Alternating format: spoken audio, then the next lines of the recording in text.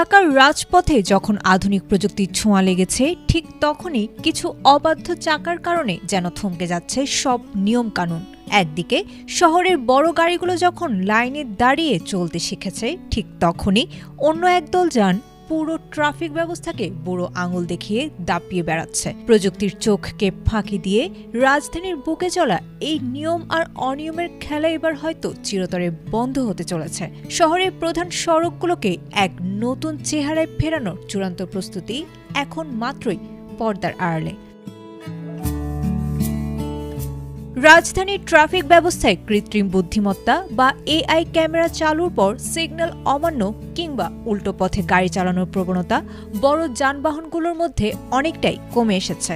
স্বয়ংক্রিয় প্রসিকিউশনের ভয়ে বাস, private car ও motorcycle চালকরা এখন লাইনে চলতে অনেকটাই বাধ্য হয়েছেন। তবে এই পুরো ডিজিটাল নজরদারিকে বুড়ো আঙুল দেখিয়ে দাপিয়ে বেড়াচ্ছে ব্যাটারি চালিত অটোরিকশাগুলো। বৈধ নিবন্ধন, নাম্বার প্লেট কিংবা চালকের লাইসেন্স না থাকায় এআই ক্যামেরায় এদের আইন লঙ্ঘনের দৃশ্য ধরা পড়লেও কোনো শাস্তিমূলক ব্যবস্থা নেওয়া সম্ভব হচ্ছে না। মাঠ পর্যায়ে ট্রাফিক কর্মকর্তারা বলছেন, লাখ লাখ অবৈধ অটোরিকশা শুধু যানজটই বাড়াচ্ছে না, তৈরি করছে অপরাধের ঝুঁকিও।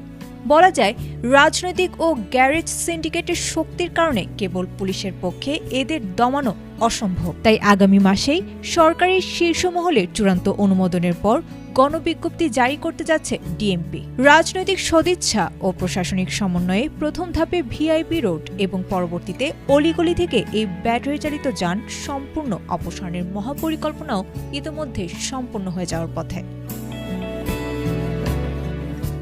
আয়েশা আক্তার,